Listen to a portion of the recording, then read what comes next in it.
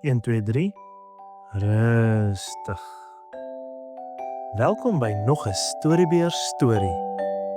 Luister lekker saam.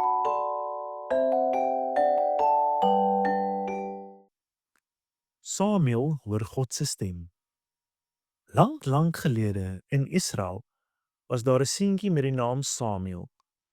Samuel was nie sommer net enige seentjie nie. Sy ma, Hanna, het baie jare lank gebid vir 'n kindjie. En toe God uiteindelik haar gebed verhoor het sy beloof om haar seun aan God te wy. Toe Samuel baie klein was, het sy ma hom na die tabernakel gebring, die spesiale tent waar die Israeliete God aanbid het. Daar het sy hom aan Eli, die hoëpriester, oorhandig. Ek het vir hierdie seun gebid, het Hanna vir Eli gesê, en die Here het my gebed verhoor. Nou gee ek hom aan die Here terug. Solank as wat hy leef, behoort hy aan die Here. So het Samuel in die tabernakel groot geword.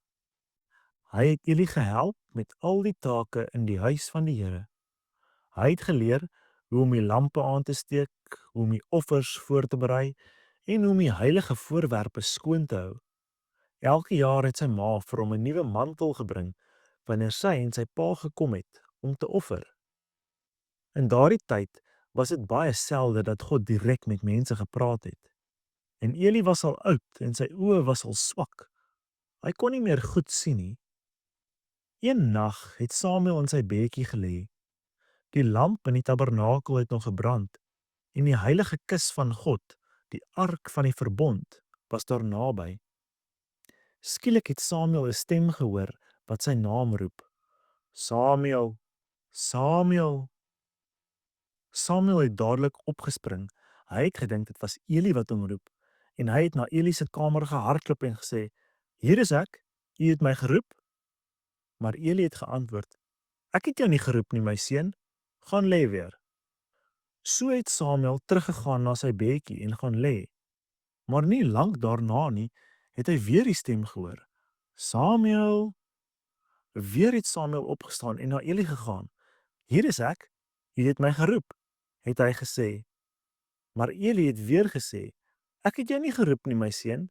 Gaan lê weer." Samuel het nie geweet dat dit God was wat hom roep nie, want hy het nog nooit van tevore die stem van die Here gehoor nie. 'n Derde keer het die stem geroep, Samuel. En 'n derde keer het Samuel opgestaan en na Eli gegaan. "Hier is ek, u het my geroep," het hy gesê. Hierdie keer het Eli besef dat dit die Here moes wees wat die seun roep.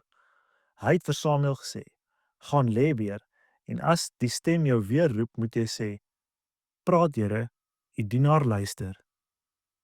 Samuel het teruggegaan na sy bedjie. Sy hartjie het vinnig geklop van opgewondenheid. Sou God regtig met hom praat? En nie lank daarna nie, het die stem weer gekom.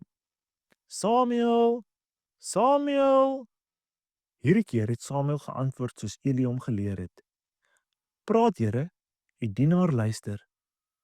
Toe het God vir Samuel 'n baie belangrike boodskap gegee. Dit was nie 'n maklike boodskap nie.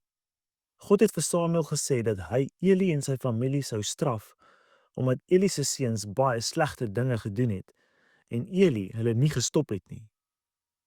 Die volgende oggend was Samuel bang om vir Eli te vertel wat God gesê het.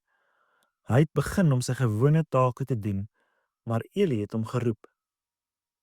Samuel, my seun, het Eli gesê, wat het die Here vir jou gesê? Moenie dit vir my wegsteek nie. Samuel was nog steeds bang, maar hy het geweet hy moes die waarheid vertel.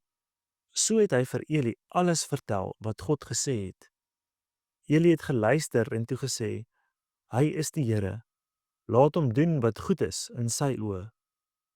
En van daardie dag af het God aangehou om met Samuel te praat. Soos Samuel groot geword het, het al die Israeliete geweet dat hy 'n ware profeet van die Here was. Alles wat Samuel in die naam van die Here gesê het waar geword. En Samuel het 'n groot leier in Israel geword. Hy het die mense geleer om God te volg en het hulle gehelp om die regte keuses te maak. Hy het selfs later vir Saul en Dawid as konings van Israel gesalf. En dit het alles begin op daardie stil nag toe 'n klein seentjie God se stem gehoor het en geantwoord het: "Praat, Here, u dienaar luister." Onthou dat God ook met jou wil praat. Miskien nie met 'n harde stem soos met Samuel nie, maar in jou hart. Al wat jy moet doen is om stil te word en te luister. Fluit, fluit. My storie is uit.